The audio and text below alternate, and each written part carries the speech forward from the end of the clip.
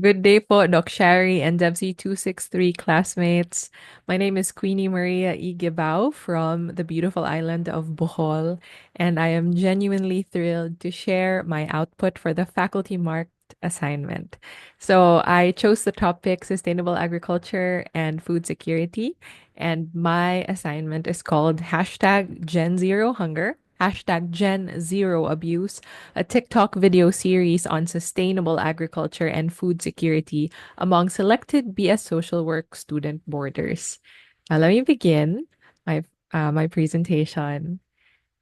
So imagine, eto po, medyo may activity tayo. Imagine a world where no one is hungry, where everyone has access to sufficient, safe, and nutritious food na walang taong matutulog, na kumakalamang sikmura, na walang taong gigising na hindi nila alam kung saan sila kukuha ng pagkain, na walang nabibigatan ng katawan o hindi makapag-function ng maayos kasi hindi healthy o nutritious ang kanilang kinakain o ang kanilang lifestyle. So imagine a world like that.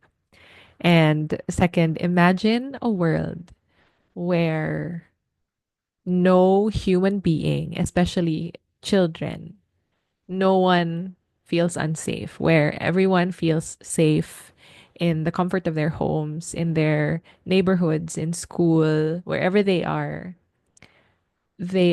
safe and they don't have any risk of abuse or discrimination or getting traumatized or hurt or triggered. So this is the kind of world that I want you to imagine. And this is the kind of world that I envision will be the ultimate end goal of this project. Now, this is a small step towards a very big, beautiful future. And I'd just like to share what we've been able to do so far, all thanks to this assignment that was given to us by Doc Sherry. So the challenge is to make science go viral. And I was inspired by this comprehensive and truly, truly helpful material by Tinka Lucan. This is published on Graphite. And as you can see, it's just this entire short course on short form video production. It was created primarily for science communicators and even scientists so that they will learn how to communicate their findings and their discoveries to the public in a way that is, in the form of popularized science S&T material. So this is for me, this was like I struck gold when I found this online while doing my research. So this is my challenge. Can I actually, or can I have a go at making science go viral? And well, this is me. I'm the communicator. I am a certified organic farmer and I'm a college instructor to be a social work student. And I have always believed, or I have firmly believed, in the maxim that you are to, or the best place to do, the best thing to do is to start where you are, to do what you can, and to use what you have. So I looked around me and I found a crisis, or the innovators and the visionaries would call it an opportunity. And I would hear complaints from my students that they were getting sick or they were not performing as well as they used to because they were eating really unhealthy, highly processed food and they felt sluggish and they were just not healthy. So they had this felt need for access to healthy and affordable food, which is difficult to come by because in Bohol is infamous for being very expensive. It's a tourist hotspot and the prices are ridiculously high even for locals like myself. So what more for our students who thrive or who try to survive with, very little. So my big goal is to educate, engage, equip, and empower students to participate in the global conversation and do their small but significant part towards sustainable development goal number 2, or zero hunger. This is the big goal, but it still strikes almost all the other sustainable development goals, primarily good health and well-being. This is a big one for me. Quality education, because what they consume affects the way they function and their students, so it's important. The creation of sustainable communities and cities, and then climate action, of course, among others. There were other SDGs, but these were the five that I wanted to highlight. Now, I had specific objectives under these big goals, and you may read more. You can pause the video and read more. But essentially, there were three main objectives. First is I wanted to get local contextualized input from our target audience, more on them later, in Boholano or Binisaya and a mix of English, since these are the main languages we use here in Bohol. And I wanted them to be able to describe, define, and just explore the concepts of sustainable agriculture and food security in a way that was real to them. And after that, or in sequence, they were to, or we were, I wanted to hear nuanced and relevant insights from this cohort. I wanted them to explore the questions of the relevance of these big words and big concepts to their daily reality as social work students. And finally, I wanted to, or I was aiming for empowerment and collaboration. I'm big on action, acting upon the things that we know to be true. So my last goal was to see these students be mobilized and act on what they've learned from this assignment or from this project. So moving forward, let's get to know these students in a while. But I wanted to first give you the key messages. So I really wanted to speak to Gen Z. I have a big heart for Gen Z. I've been teaching Gen Z students, mostly Gen Z students, for the last 4 years. I've seen them struggle through the pandemic. I've seen them struggle through mental health crises of different kinds. I have seen them survive and get back on their feet and graduate and now become registered or licensed social workers. I've seen them struggle. I've also seen them triumph, you know. I think that's so sweet. And so I have a big heart for Gen Z. And my key messages for this project is well, basically, I really wanted them to know the facts, right? All over the world, 1 in 11 go to bed hungry. And in the country, 1 to 2 out of 10 experience involuntary hunger. And the most vulnerable are children. Now, as social workers, I really wanted them to know that there was a very clear link between food security and abuse. And you'll read more about that in my related literature. But essentially, homes with lower food security have higher incidence of abuse, especially among children. So this to me was disturbing. And I really wanted to talk to them about this. Like, do you know that this is happening? And what does this mean to you? So I wanted them to see and share what they were learning.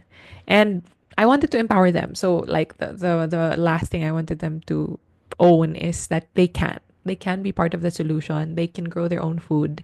They can have access to healthier options. And they can encourage others to do the same. They can plant a seed of change. So with that, with my key messages, I had to get clear about who I wanted to reach. And I had a very simple inclusion criteria. First, they had to be enrolled as social work students, and there's only one school in Bohol that offers social work. That's where I work. And they had to be between 18 to 27, so that's college age, and then the maximum Gen Z age according to the Pew Research Center. And then they had to be living in a boarding house or dormitory, and they had to be from any of the 47 municipalities and one city in Bohol. So those were very simple inclusion criteria. And I employed purposive sampling and snowball sampling to gather my cohort. Now, I this is my dive into the world of TikTok. Full disclosure, I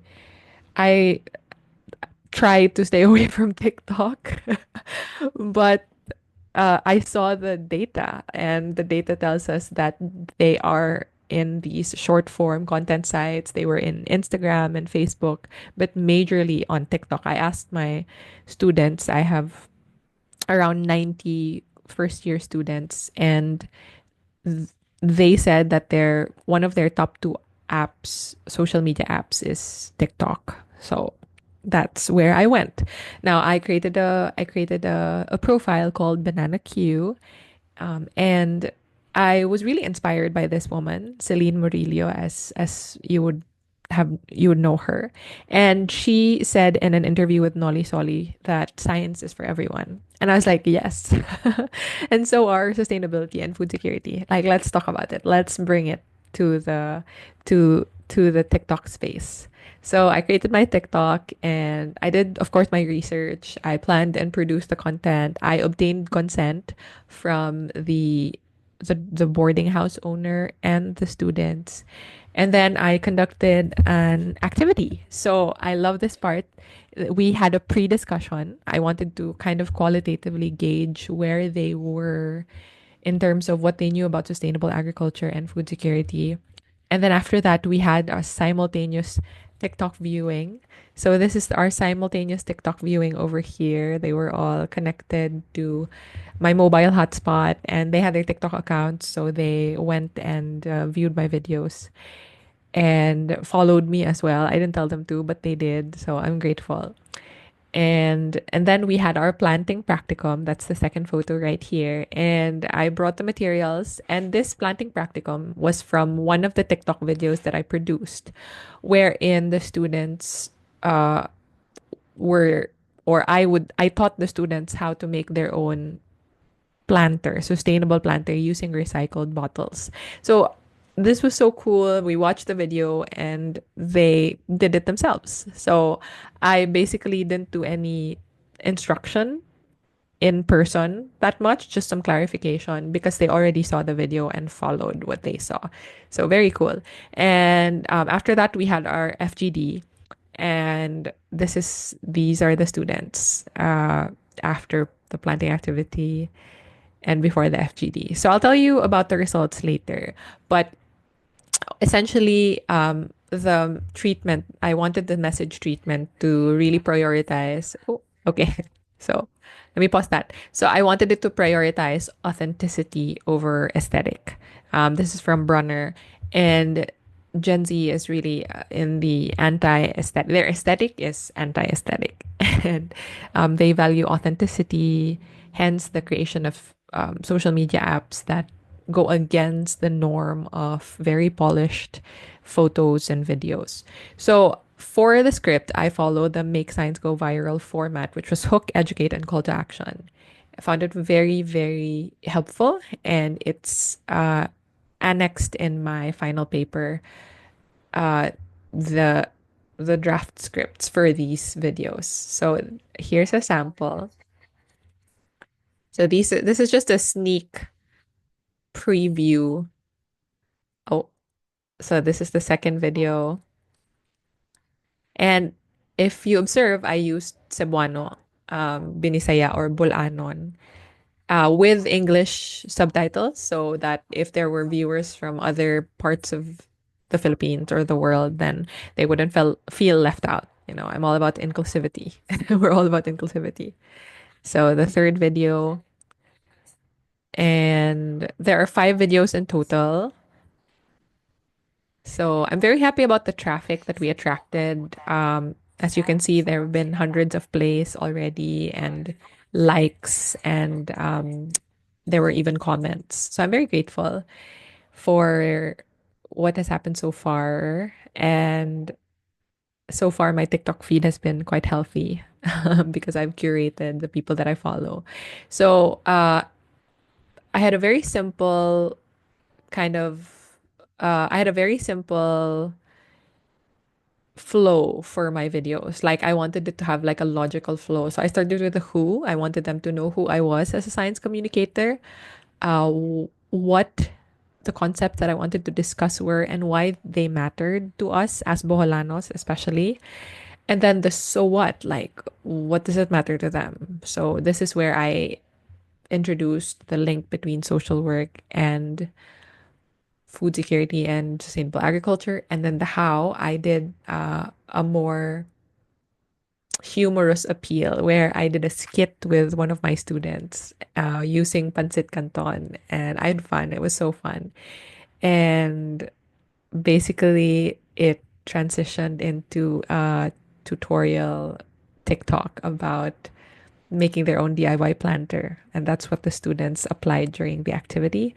And finally, this is how. So, this is how is the last video of the series wherein the students just, well, they did the activity. I documented the whole thing, and then they gave their call to action to their generation. Moving forward, I also asked, I'm very privileged to have my expert review from a good friend and someone that I really look up to, Mr. Alan Sangan III. He is the founder and consultant for sustainable tourism, ecotourism, and conservation agriculture at Coron Natural Farms. So give them a follow, give them a like. Coron Natural Farms is awesome because they are just pioneering in the areas of sustainable agritourism, permaculture design, and different models of community gardens. So, if you have time, dear classmates and Doc Shari, kindly support Cora Natural Farms on Facebook and other platforms. So, I am grateful that Mr. Linsangan really gave me a favorable review. Let me just backtrack a little bit. So he gave me the following in summary. The full review is linked or annexed in my final report. He said the that the videos showed factual rigor and audience engagement. The facts were accurate, they were practicable, they were relevant and also timely. So, in his words, he said it's an excellent overview of critical issues affecting society today, effectively linking them with sustainable agriculture. So, that is high praise from Mr. Linsangan, and I'm very privileged. There's so much I need to improve on in terms of production value and perhaps like making it even more concise and making it even shorter. I have read that the ideal TikTok length for Gen Zs, even for scientific information, is 15 seconds. So I was like, that was a challenge. My videos average at around a minute 30 to 2 minutes 30. So I have a long way to go. But thank you, Mr. Linsangan. And here are the results. Without further ado, Gen Z said we have something to say. So, four main themes emerged from the data. I used color coded analysis, thematic analysis to interpret the data or to analyze the data, I mean. And the first theme is that sustainable agriculture is seen as a holistic and doable solution by Gen Zs.